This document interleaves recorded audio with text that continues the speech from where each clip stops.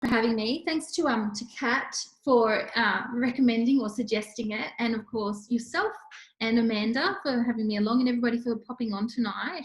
And thank you to my friendly faces who've come along and said hi. So background, Rebecca Jarrett-Dalton, long name.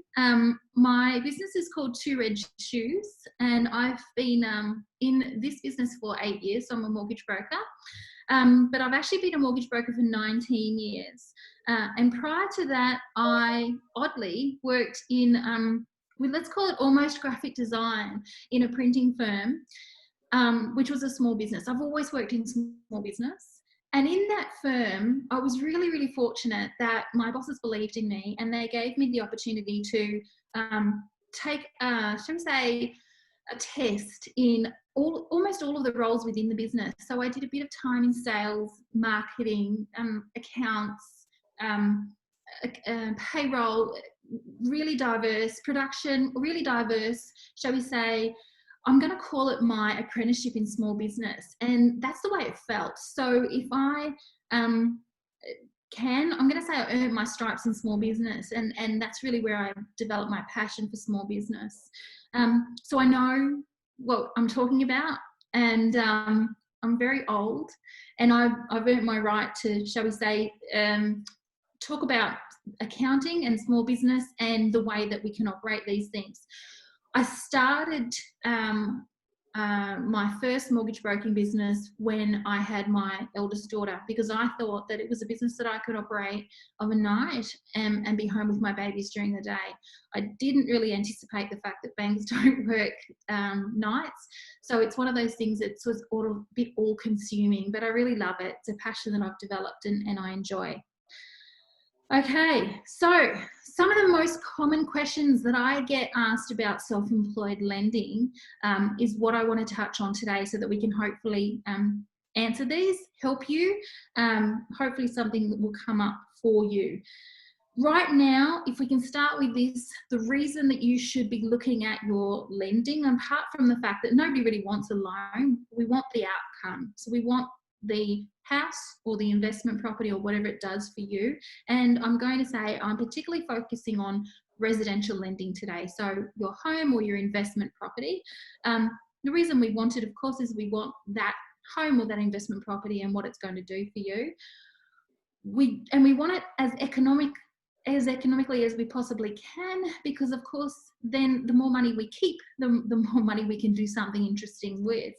I kind of did a reverse engineer on a saving. So if I took my average loan amount, and if I took a 1% saving and I used an average retail margin and applied tax to it and reverse engineered that, if you can save 1% on an average loan amount, then that's equal to about $20,000 in retail sales. And to me, I think that's, that's a lot of money.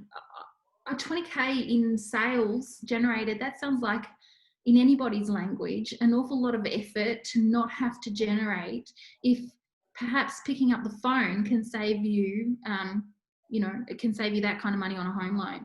So how do we go about this? Reviewing your loan is really very important. I don't think anybody's going to argue. Doing it every 1 to 3 years, very vitally important. What could it mean? It doesn't have to mean refinancing, by the way. It might mean you call the lender, you tell them what you think you have found in the market, and they just reduce your loan, or they offer you what else could be available. At the moment, interest rates on variable loans for your owner-occupied are hovering just around that 3% mark, perhaps a bit under. We've been seeing for owner-occs at 80%, even down to 2.6s, 2.7s. So if you're paying over 3, it's important to ring your lender and tell them that's what you found. Now, what they'll say to you is, yes, but it's going to cost you $1,000 to move. Yep, that's fine. I do know that. And I also know I'm going to save this much. And if you can return that information to them, they're going to stutter and go, oh, okay then, and they're going to do their best to keep you. The lenders are really good with the retention at the moment. They're doing everything they can to try and keep business. So it's a really good time to try your luck. Fixed rates, really, really cheap right now. Fixed rates, you have to remember, they are less flexible. So I've actually put some links. So I've got a link that I'm going to share. Perhaps I should have actually done it at the beginning. I've put quite a bit of information together on a page on my website, and there are some links from there that talk about the inflexibility of fixed rates in terms of what you can and can't do. It is important to remember that you might have some limits around how much extra you can repay, but fixed rates at the moment for owner-occupiers, for example, can get down to as low as sort of 2.2s, 2.19, 2.09. We've had some for 2 years. If you're paying again in those 3s, even up to 4s, which we know we've got some people paying, then it just absolutely makes sense to try and review your loan. Again, $4,000, that's equal to $20,000 worth of hard work, hard effort that you've had to make at the front end. You know, I was going to try and find an image of Flight to Europe with a mask on it to be a little bit of a smart aleck. That's an awful lot of effort, I think, if you can try and save that. If your lender won't come to the party though, then you might have to think about refinancing, and what will that look like? Lender policies for self-employed people, they're very complex. It's almost its own.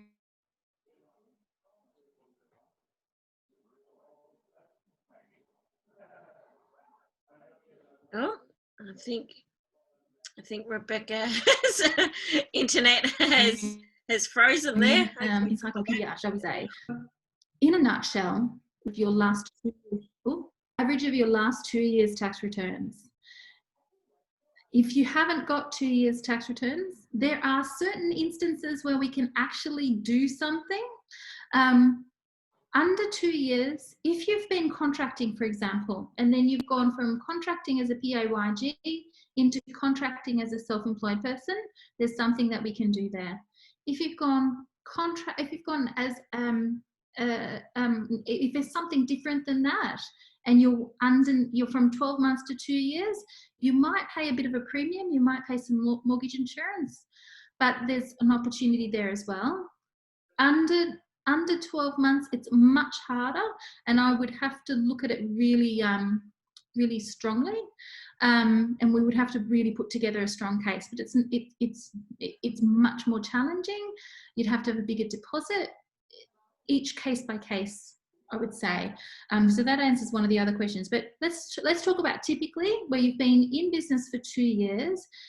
Lenders are going to look at either the average of your last 2 years' income, or the average plus 20%, or the average plus 50%, or the highest of those 2 years.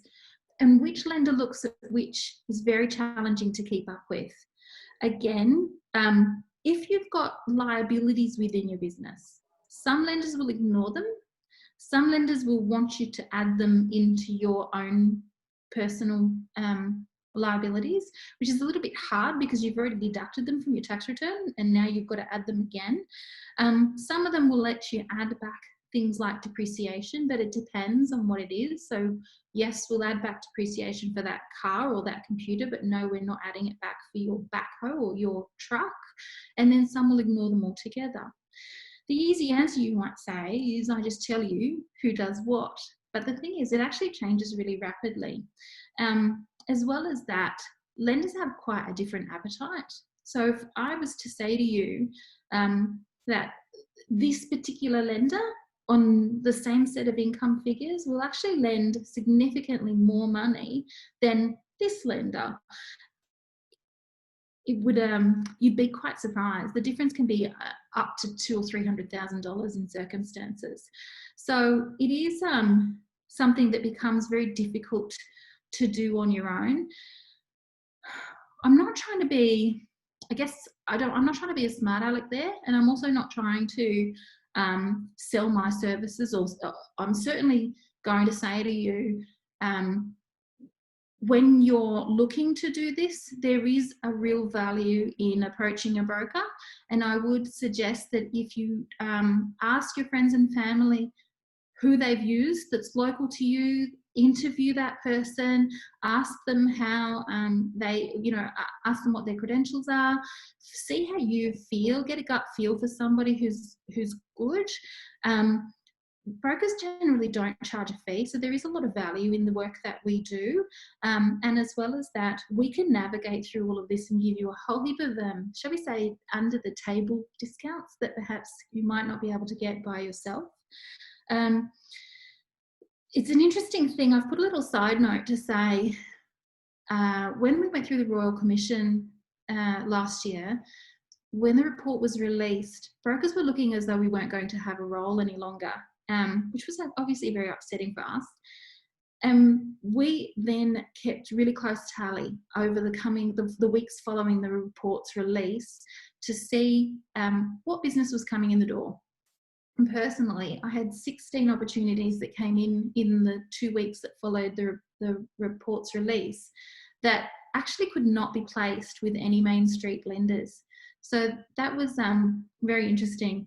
They had to actually be placed with non-Main Street lenders, and you can't access those without brokers. So there's a little bit of an ad for a broker. And as I say, brokers can help you navigate through all of this turmoil, shall we say. Going through. Now, we said the averages of what? I've actually put some dummy tax returns on the website as well, so you can have a look at what lenders are looking for. And what they're going to be looking for, they're looking at your turnover, so your gross revenue. And when they're looking at comparisons between 1 year and the next, are you roughly tracking steadily, or are you growing, or are you declining? If you're declining, they want to know why. Is there something extraordinary, or is it an unusual circumstances, or are you going to recover? And if you're going to recover, can we support that? Can we get something that supports that? If you're growing, obviously that's positive, and we'll try and choose one of those lenders that leans more towards current year. They're looking at your depreciation. What is the reason? What is the source? Can we use it? Can we not? They're looking at interest payments, both interest in terms of can we add it back? So can we use that as potential future income? And they might do that if, for example, we're refinancing that loan in, or if we're including the liability somewhere else. They might also look at the interest if you've told them that you've got no loans. And they might say, well, hang on, how come you're claiming interest if you've got no loans? They're also looking, of course, at your profit and your taxable income. And bottom line, that's what's available then to use to service your loan, to use to cover your repayments. They're also looking at your non-ongoing income. So here's our opportunity to go. You know what? We had a big legal stoush last year and we had to pay this extraordinary legal bill. It's not going to happen again. So this $10,000, for example, isn't going to occur every year. So I'm going to pull it back out, and we have opportunity to do that. Non-ongoing income and non-ongoing expenses. So that would be a non-ongoing expense. Non-ongoing income might look like a capital gain. We sold this portion of the business. We're not going to have income from that again. And the capital gain itself is also not available. Obviously, they're looking for something that you can use to pay a loan. You can't pay a loan with income you're not going to have. Similarly, and this is off track slightly, people often say to me, but I've got a really big deposit. Yep, can't pay a loan with big deposits. So it doesn't really matter how big your deposit is. That doesn't help you pay a loan. It doesn't help you afford a bigger loan. Deposit equals equity. Income equals affordability. They kind of don't answer the same question. Okay. Last thing that the lenders will look for is actually your balance sheet. So the list of your assets and your liabilities. And how do you look? Do you look heavy in loans, Or do you look kind of balanced? Do you look as though you're growing your assets within the business, or do you look as though you're kind of drowning? And they're not focusing terribly on that, but they are looking to make sure that you're not exactly as I say, drowning, looking as though you're not managing debt very well. In a very, very simplified fashion, again, I've put a little graph up. Basically, a lender is looking for what is left. So they take your income, they take away the tax, they take away your living expenses, your absolute minimum living expenses, and the mandatory living expenses, or the mandatory things that you have to pay, your school fees, your health insurances, your the things that you know that you have to commit to every month. They take away your existing loan repayments, your credit card repayments. They take away any other existing debts that you have to cover, and whatever is left at a factor of about 5 to 7% is literally what's available for you to make those repayments.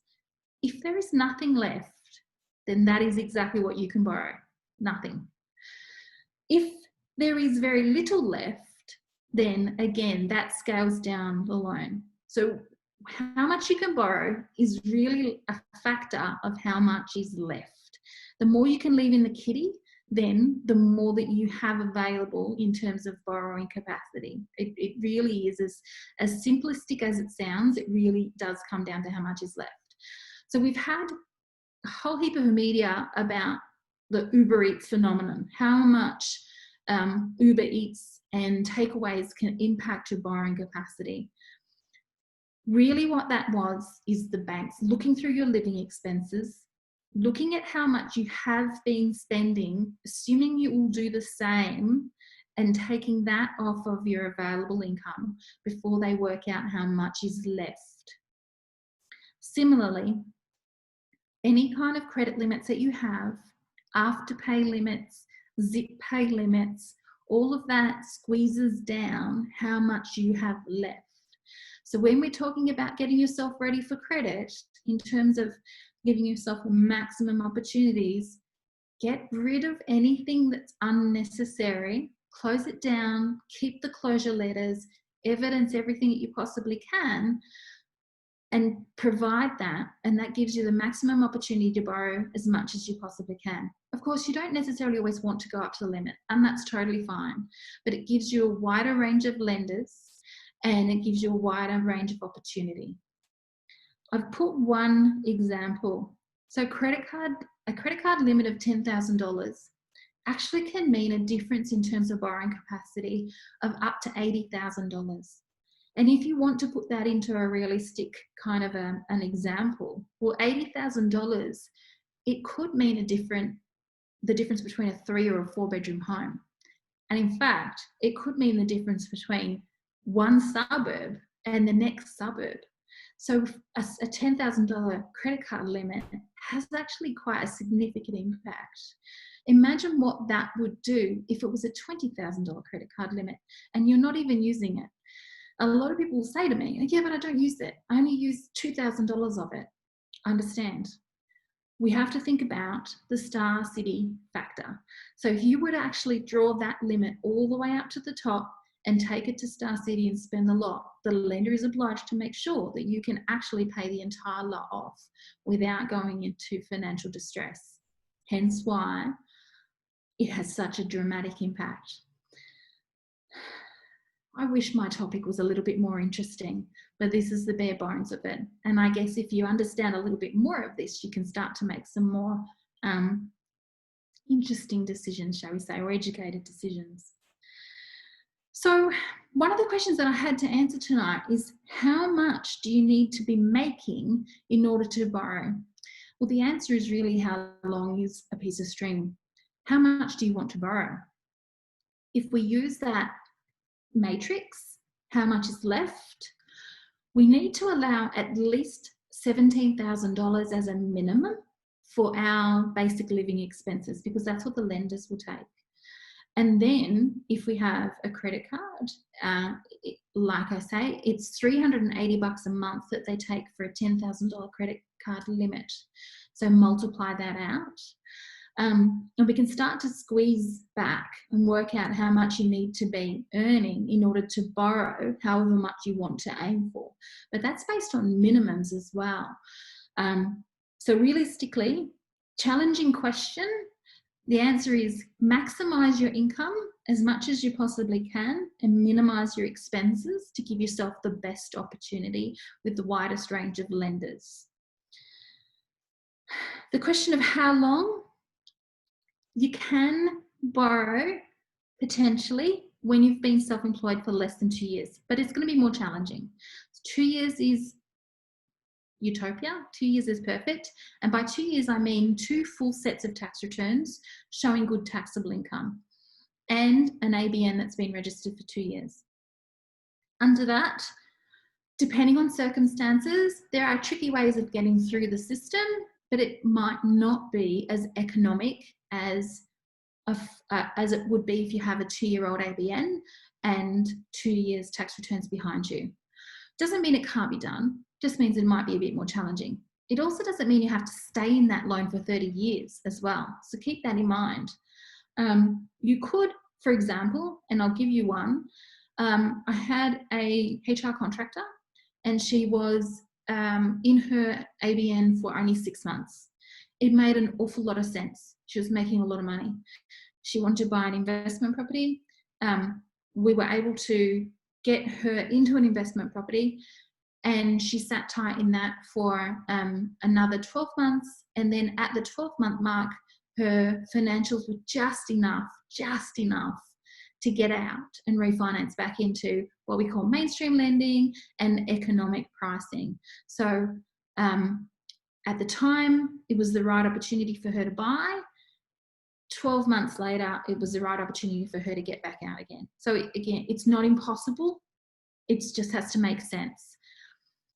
Somebody's asked, how long until you can refinance? Again, it has to make sense. So whilst you could potentially refinance when you've been under 24 months or under 2 years ABN, it has to make sense. And you can weigh it all up. And we've got really simple software to weigh that sort of stuff up. It has to make sense. If I pop all the numbers in and you're not going to save money, I need to know why you're going to do it. Sometimes you might do it because it's going to release money for another opportunity. That's your decision. And if that opportunity is going to make you a lot more money, makes sense.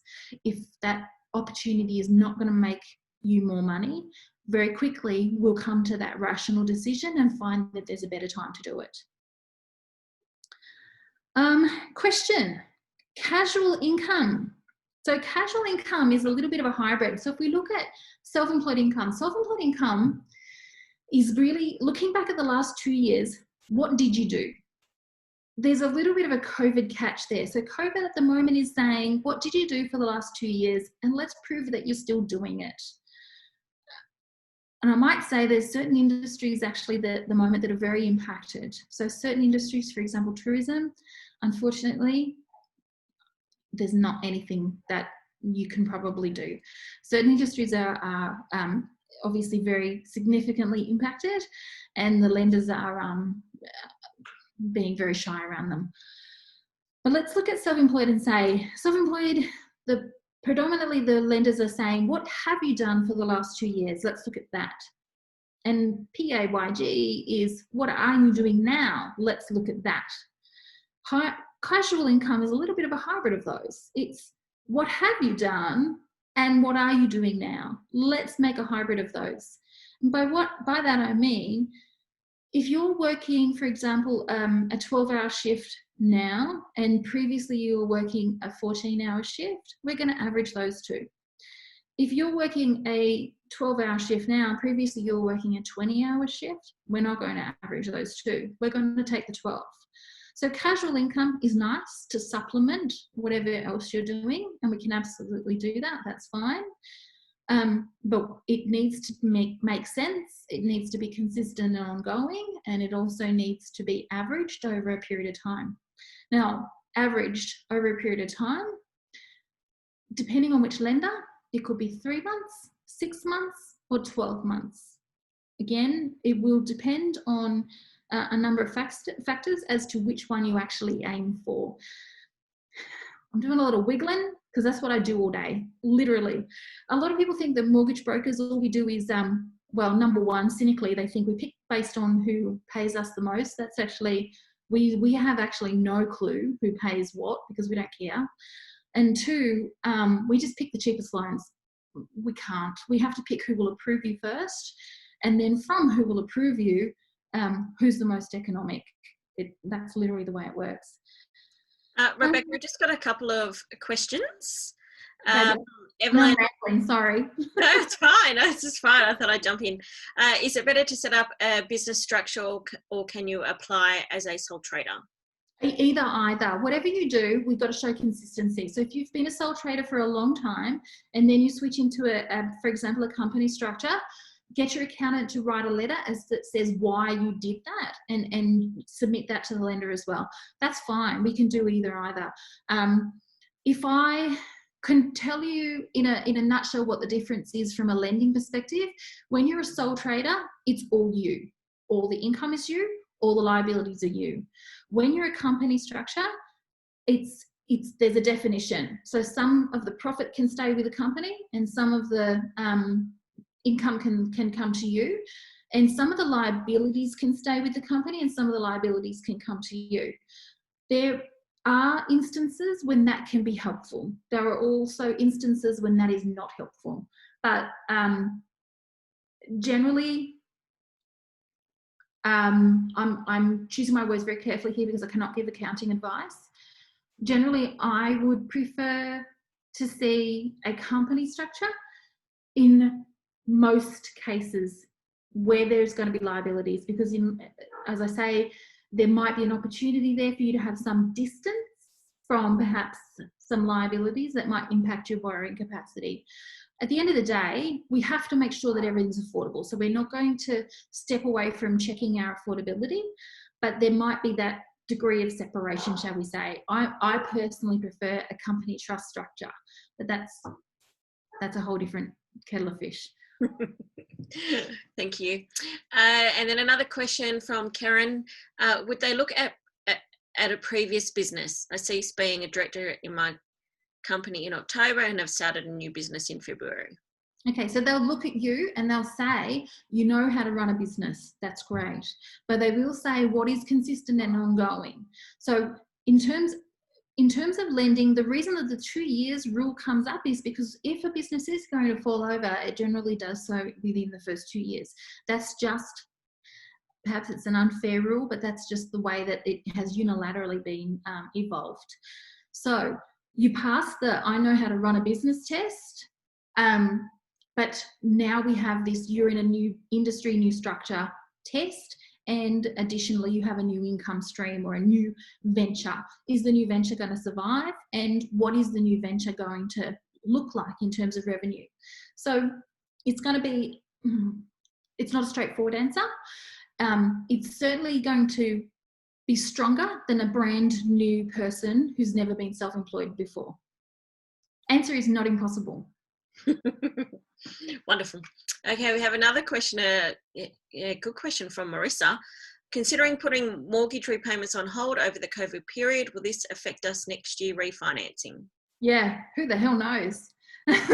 So the answer is, we actually don't know, because this is an unprecedented time. We've never seen this before. Previously, if you were in a deferral situation because you couldn't afford the loan, absolutely it would impact you. But this is uncertain. This is something that we've never seen before. And so many people have got their loan repayments on deferred that we just don't actually anticipate what this is going to look like next year. And similarly, a lot of businesses have actually got government grants in their tax returns, and we actually don't know how the lenders are going to treat that next year. So for example, if you're a gym and you were forced to shut down, it's not your fault. It's not through your poor business practice that you couldn't make a profit this year. So from our perspective, we're saying to the banks, you know what, that's not on the business owner. What are you going to do there? So let's see what that's going to look like moving forward. Anyway, back to the deferral situation. We are already seeing some people attempting to refinance. With the banks, we're seeing having a varied response. Some of them are saying you have to be off your deferral for a minimum of 3 months. Some of them who, for example, don't require statements, and there are a couple of lenders now who aren't requiring statements. Risk of sounding dodgy, but if they're not asking for statements, they don't know. So, not impossible. Another good question from Kylie. Can you refinance while you have your mortgage repayments on hold due to COVID? So again, the same story. Answer is uncertain, not impossible. I would again be concerned about that affordability question. So if you're on deferral and you're refinancing, can you afford the loan? That would be my first concern. There's a reason why we're on deferral, you know.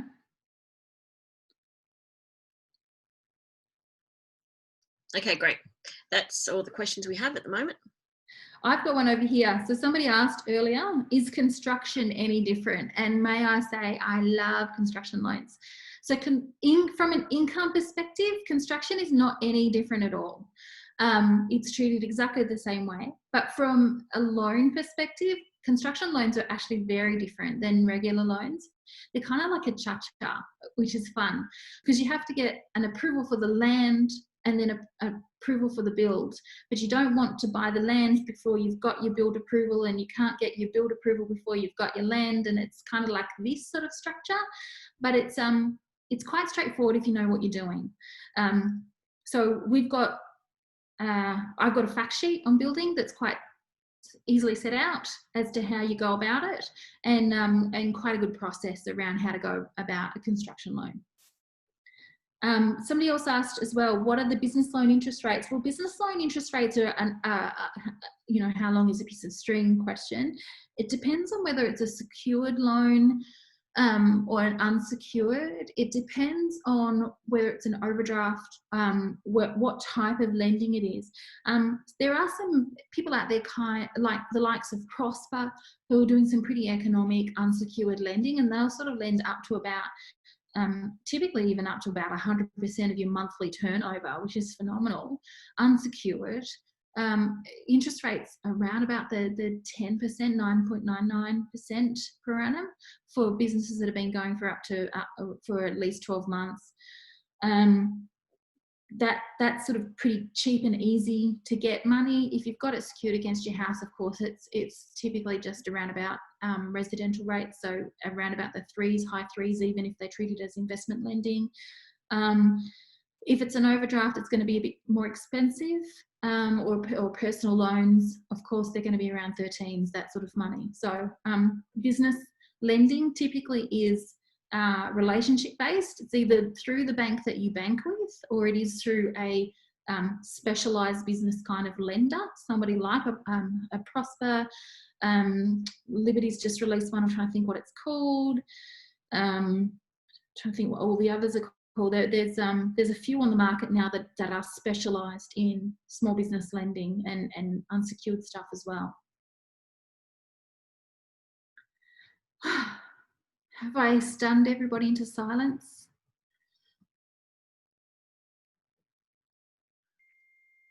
Very interesting. I found a lot of helpful stuff. Thank you. I hope so. Thank you. That's kind. You're going to get a phone call. Sorry. That's all good. It's not as jazzy or as much fun as Jane and her interior design, but it's like it's something that I've loved doing for a long time. It's very, very interesting. For me, it's the jigsaw puzzle. For me, it's when people come to me with a whole bunch of hopes and dreams and a whole bunch of numbers, and they say, "Can I even?" And my eyes light up, and the challenge starts, and you're pulling together this puzzle, and you're trying to make it work for someone. That's what I love about this game. I think it also forces you to plan ahead. So think about Yeah. Plans, what are you thinking of 6 or 12 months time? And yeah, it's all going to affect it, I think. Yeah. It's the same with first home buyers. When they're talking to you about they want to do this, that and the other, and you sort of say, well, how long is it since you've been to Kmart and spent $100? And I go, oh, no, usually you spend about 50. And you think, well, that's great. How often do you do that? Because this is all going to factor into it. Yeah. Because it all adds up. It does. It adds up really quickly, and lenders are looking at the moment. And I argue, but there's discretion. I argue, but if you were about to lose your house, you wouldn't go to Kmart. If you were about to lose your house, you wouldn't order Uber Eats. And in fact, it's a little bit famous that ASIC lost a case to Westpac, I think last week, on appeal. It's called the Steak and Shiraz case, because exactly that argument. So ASIC are adamant that it is what it is, and Westpac are like, no, people will pull the reins in if they need to. No one's going to lose their house for some KFC, for example. So it's a little bit interesting, and we'll watch this space moving forward. But line by line examination of your bank statements is going on right now, and it is tedious. It's not happening at every lender, but those where it is happening, it is driving us insane. And they'll question everything, absolutely everything. Yeah, it's it is funny with, depending on the, as we were saying before this started, that people who spend a lot of their capital on interesting things.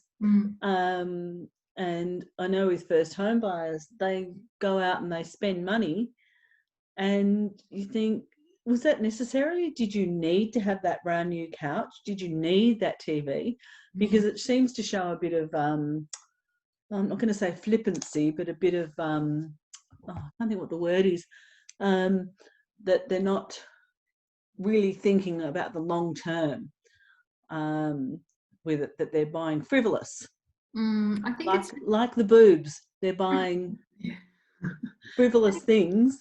I think it's just generational. I think that we've been trained into this consumerism of society, that we have to have the latest everything. Yeah.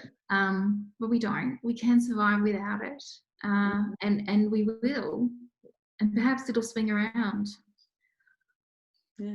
Does that mean they might one day all like my antiques again and take them off my hands? Maybe. Look, I still have my grandmother's living room, so you're preaching to the choir here. But that's just how it is. I would rather be able to afford my property as a single parent. I'd rather be able to afford my property than necessarily update all of my furniture. Would I love a new lounge? Yes, I would. But the one I have still functions. So when I go to the shops to look at new lounges, I can't stomach paying the money out. So I just don't. But that's what it is. Yes, it is a matter of preparing yourself in advance, particularly when you are self-employed. It is also a matter of, dare I say, fighting your accountant perhaps a little bit, because your accountant is want to sort of go gung-ho and write everything off so that you don't have to pay tax, and that's great. But if there's nothing left, what can you do with nothing? There are still, going back in time, we had low doc loans, and everybody with an ABN could borrow any money that they wanted. That doesn't exist anymore. We do have alternative documentation loans now, but it's no longer about you don't have any income verification, so you just write it off. It's now you don't have the right sources of income verification, so your tax returns are not up to date yet, or your sources of income are diverse, your documents are not in the right format, or your structures are too complex. So you go down an alternative verification model, and you're not going to get the most economic interest rates. So there's now a price to pay if you have to go down that road. It still exists, but only in certain circumstances. So we really have to now work with our broker and our mechanic. We can work with them too, but perhaps if our accountant is more efficient, work with our broker and our accountant to make the system work efficiently for what you want to do. So if it is buying your home, great. If it's buying your next investment property, great. And maybe that investment property will help you to pay minimal tax at any rate, and it all kind of works out in the end. And I've always been somebody who said being proud of your business and having a good profit in your business ultimately means you've got an asset that's saleable and something that you can be really proud of at any rate. And tax is really good. At the end of the day, it funds our hospitals, and we really need those right now. It funds our police, it funds our nurses, it funds very important people in our society. I think a lot of people get confused with, figuring out how to balance the need for profit to show a lender and the need to reduce tax. And it's such a tricky balance to make sure that you're sort of meeting both enough that you are making money and you're reducing your tax a bit, but you're still going to look good to a lender. And, it is a bit of a dance, really, isn't it? Even just managing it, you're absolutely right, Karen, even just managing that. So even just managing to put enough money aside, even just managing, for example, the difference between GST and income tax. I see so many people who say, oh, but I paid my BAS, isn't that my tax? No, it's not, it's different. So tax, even just managing to actually put money aside for income tax is a challenging thing. Something else that we see quite a lot of, and this is an aside, it's not really what we're talking about, but often see people who've almost paid off their home and then they want to move out of it and upgrade. And that's great. But then what they're left with is actually really nasty tax debt on their existing property, or on the rent, I should say, from their existing property. And they don't understand that that's taxable. They think, oh no, because I'm going to borrow all the money against that. Yeah, but that money has been borrowed to buy a non-deductible asset, being your new home. What? And we can, because of our, because I love math, we can do the turnaround for that. We can do the cash flow figures and work out that actually it will end up being quite costly in terms of your back pocket. And here's an alternative, here's another alternative, here's something else you could think about. And that in itself is, a tax kind of a burden that people don't think about putting aside for. Tax comes into the game quite a lot, actually. True. Yes. Taxes are, look, it's a necessary evil, but it does do a lot. I always say if you're paying a lot of tax, then it means you're doing really well. Yep, and you always get to keep more than you pay. Yep. You never pay a higher percentage than you keep. I think it's a shock when you first go into business and you start to really kick on, and then you get a tax bill and you think, but yeah, you just have to realise. And one of my friends has just gone through that. He's in property management, and it freaked him out that he's got this tax bill. And I said, well, what did you think was going to happen? And he said, oh, I didn't think about it. And I thought, well, that's part of the advice that you're given, is to think about all of these things. Yep. Pop it aside, pop it into, some kind of separate bank account, so that you've got, whether it's offsetting against a mortgage, which would be lovely, or whether it's in a high interest bearing account or some such like that, so that you've got it aside. I know it's overkill, but I put 10% aside for my GST, even though I know I'm going to make a claim that offsets at least part of that, and I never have to fear it. Yeah. I put aside some for my income tax as well, but I know I'm always going to be over in terms of what that's going to look like. It's better than a nasty surprise. Psychologically as well, having it in another account, it helps you know that it's not your money. Yep. Yeah. You're putting that money aside. You know, oh, actually, I'm just collecting that for the government. That's not actually my money. It helps you to let go of it when the bill comes, don't you think? Well, that's a way I look at it. I get all my tradies to put it aside in another account. That's a really good point. It's a good idea. It's very good. Yeah. Mm. Yes, you can propagate this information, Karen, because we're are notoriously bad for thinking, I paid my GST, that's all the tax I need to pay. no. Mm. Yeah. Yeah. Yes. There's no sort of course that educates you on all of these different things, on how to navigate, you know, like you know, how to get a loan and how to make sure you've got enough GST, enough money aside for GST and super and tax, and making sure that you're, you know, looking after everything. There's no course that tells you all this stuff and gives you business savvy, and still allows you to borrow money. Like it's a matter of talking to people, isn't it? There's a book by a guy called Mike somebody or other who talks about profit first. Yeah. And it's not dissimilar to the Barefoot Investor with your different accounts. It's very interesting. I haven't finished the whole book yet. What was it called? Let me just set it out. I've got it on Audible, I think. It's called Profit First. I'm part of her business network, and it was a book that they featured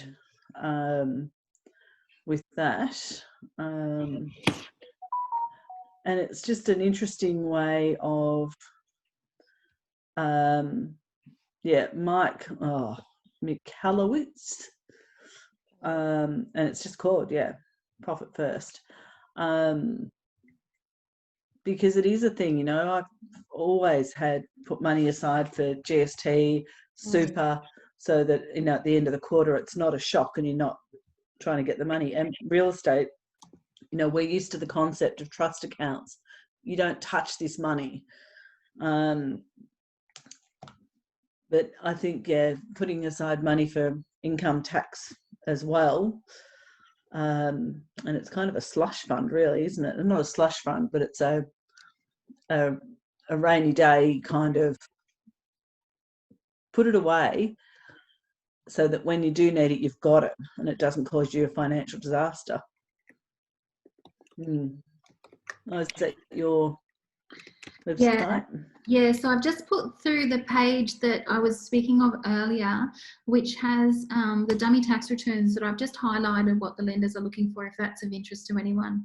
Yeah. I couldn't find the construction loan fact sheet anywhere. No, it's it's in a members section on the website, which I can send it to you. Cool, thanks. No problem, that's fine. I love your company name. Thank you. It's a bit fun. So by an overwhelming majority, financial decisions are actually made by women. And we know that most small businesses are actually run by women as well. And yet in lending terms, most of the women that I spoke to felt that they were ignored, either by approaching the banks directly. The number of women that were actually turned away, told to come back with a parent or a guarantor, was crazy. Or in my previous business, I had a business partner and he would speak over them, ignore them. The husband and wife would be sitting there and husband's going, yeah, we'll do this. And the wife's face is like, we can't afford this. This is ludicrous. We're not doing this. And he'd just ignore them. And it wasn't that he was bad at his job. It's just that's generically the industry. And so it was really important to me that when I sold that part of that business and started again, that I made it really obvious that when you called, you were going to speak to a female. And I thought, how can you do this? How can you market the business without putting pink in the name, for example? Then there is a really excellent finance company that has a name that is pink. So not disparaging them, they're great, but I'm like, how can you market this and make sure that everybody knows that when you ring, you're going to get a female, but not have pink. and distinctive from the beginning. 2 red shoes, there it is. And so that's how it was born, and it has been really good. It's been really memorable. It's been distinctive, and even if you've never heard of the business before, most people say, oh yeah, I've heard of you, and I'm thinking, no, you haven't. That it works, it's fine, it's good. And people, I'm really lucky, people will send me photos of shoes from all around the world. So it's good. It's worked very nicely for me. I thought your reference to 2 red shoes was maybe something to do with the Wizard of Oz, with Dorothy and her ruby slippers. There's no place like your home. Yeah, that's what I took away from when I first saw your business name. But yeah, that's my tagline. I'm a massive Wizard of Oz fan though, so that's exactly my tagline. Yeah. So it works very nicely. Yeah, it's been phenomenal. But like I say, in the beginning, we'd ring real estate agents and they'd be like, yeah, we've heard of you guys. We're brand new. No, you haven't. But whatever, that's fine. It's been good. I think I've taken up enough of your evening. Thank you so much, everybody. I'm really grateful that everybody's hung around and listened. Been very interesting. Thank you so much. It was Very, really very good. good. Very valuable information, Rebecca. Thank you so much. It was, it was great. And in normal speak. Yes. Yeah. Oh, that's the promise. It's always going to be normal speak. Yeah. All right, Yep, fantastic. fantastic. So if people want to get in touch with you, Rebecca, how can they find you? Well, you can follow the link there, or we're on Facebook, of course. We're on all the usual suspects. Send me an email, or give us a call, that's fine. And as I say, if you're not local to me, feel free to reach out to anybody who's used a broker local to you and ask them to recommend somebody. We love what we do. We're all genuinely good people. I'm in a group of, there's now 7,000 brokers in a closed group on Facebook, and I can tell you, genuinely, we're all really good eggs. Oh. Fantastic. All right, thank you, Rebecca. Thank you, everyone, for joining us. Thank you. We'll see you all in the group. Yeah. Yep. Thank you so much. lovely. Thank you. Thank you. Night.